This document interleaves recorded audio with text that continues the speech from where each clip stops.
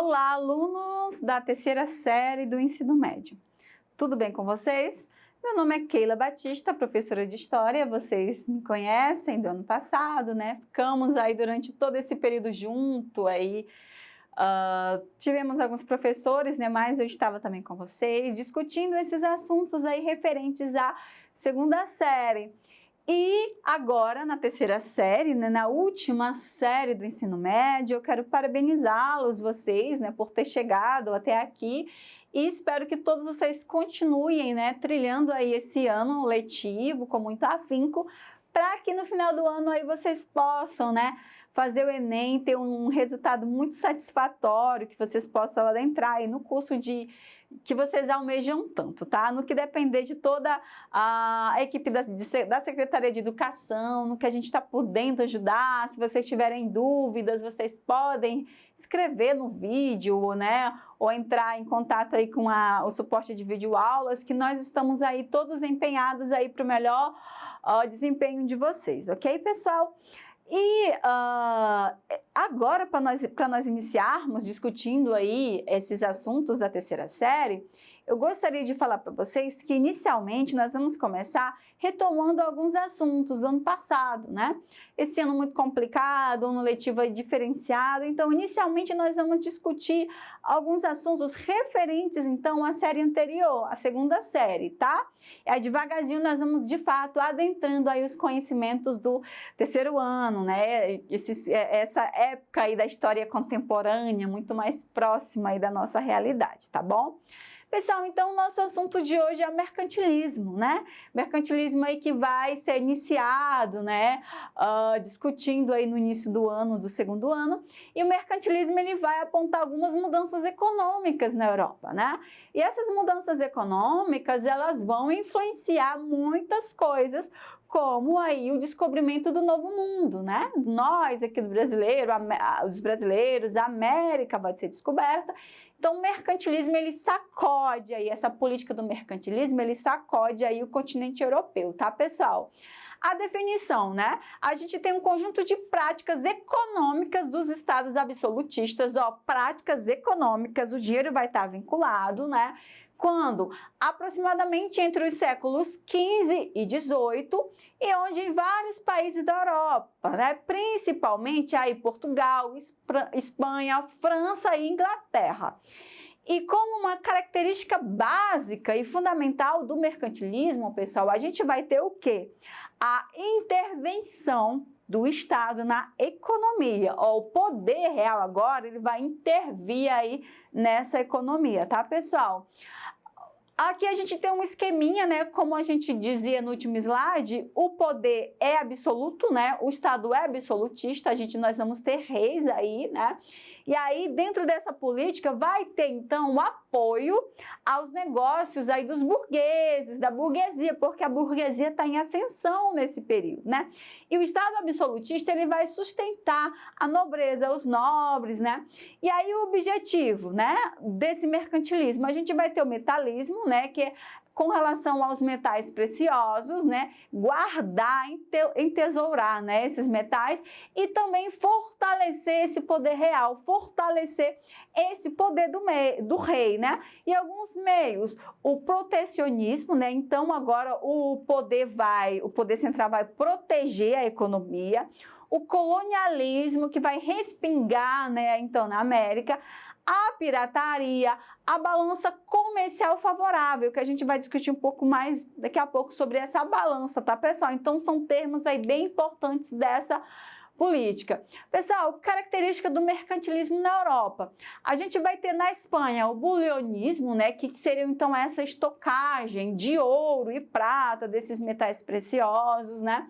Na França, o cobertismo, que vai ser a limitação de importação e desenvolvimento de manufatura de artigos de luxo e também a criação de companhias de comércio, nessas companhias que vão aí navegar os mares. devido então a esse acúmulo da indústria, né, que também ficou conhecido como industrialismo.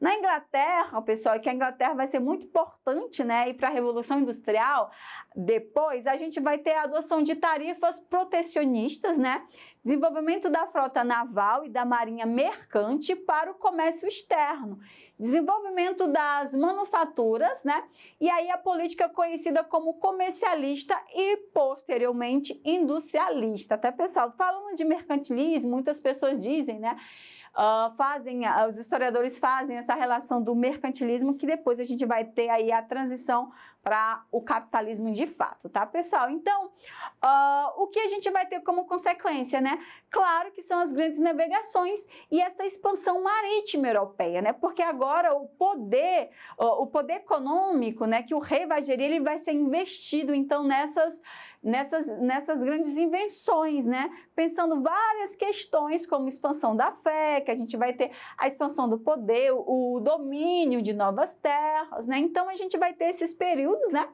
Esse período onde essas nações europeias, elas vão iniciar esse processo de exploração e conquista desses novos territórios para ampliar, então, o mundo, né?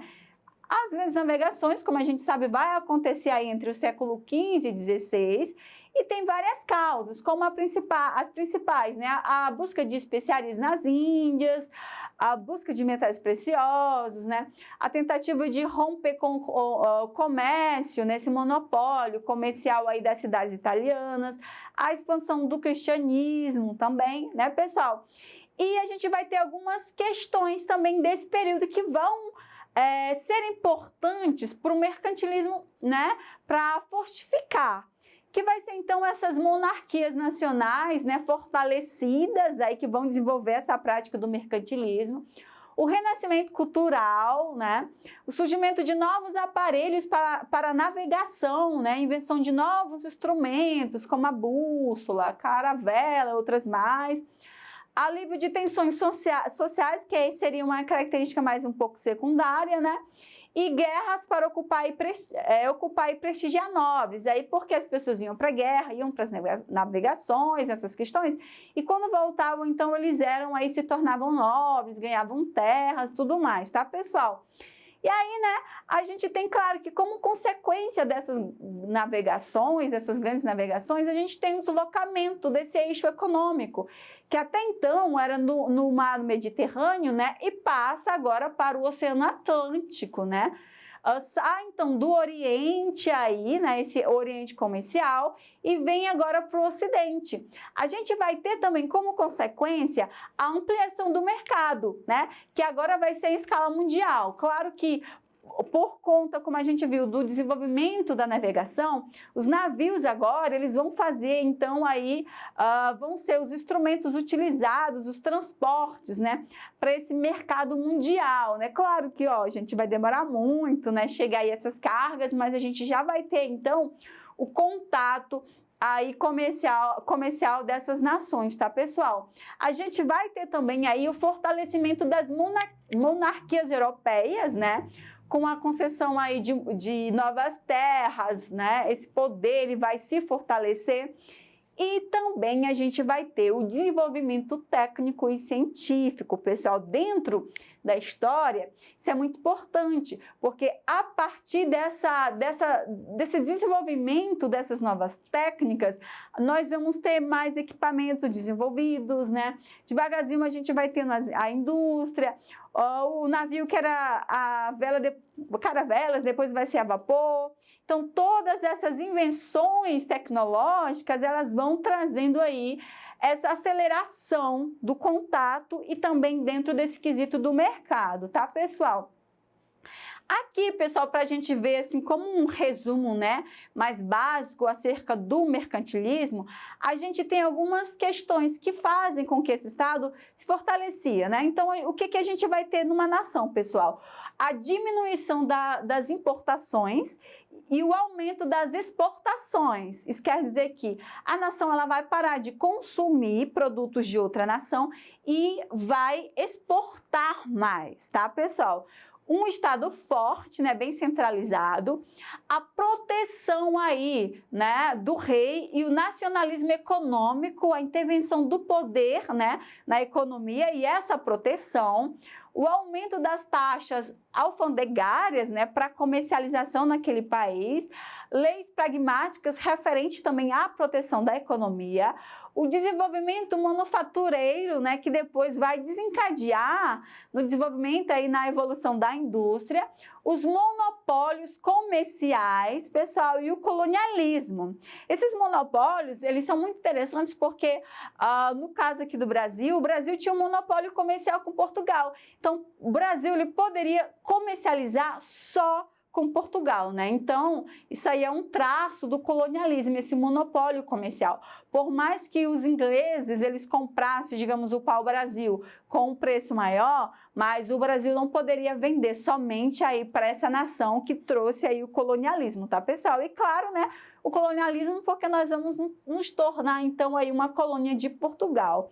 Então, o mercantilismo, ele vai ser utilizado nesse processo, pessoal, tá? Do novo mundo, nesse fortalecimento do Estado na Europa, desses países, isso vai desencadear uma mudança, né, a nível global, ok? Pessoal, então, para a gente terminar, nós temos aí o nosso exercitando. Uma atividade bem simples aí acerca da característica dessa política. Vamos lá. O mercantilismo correspondeu a, né, letra A, um movimento do século XVII que defendia a mercantilização dos escravos africanos. B, uma teoria econômica defensora das livres práticas comerciais entre os diversos países.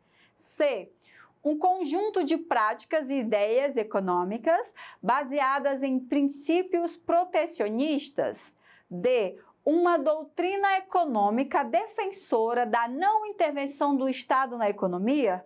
E E, uma política econômica especificamente ibérica de defesa de seus interesses coloniais. Pessoal, e aí então, nossa alternativa correta, a letra C, né? Um conjunto de práticas e ideias econômicas baseadas em princípios protecionistas, tá, pessoal? De proteção, ok? Pessoal, então não esqueçam, né, de acessar essa aula e outras lá na nossa plataforma Eduque. E espero vocês aí para a nossa próxima aula, na próxima semana, onde nós vamos aí rever rapidamente alguns assuntos aí referentes à segunda série, para depois a gente engatar aí rumo ao terceiro ano e rumo à universidade, ok? Tchau!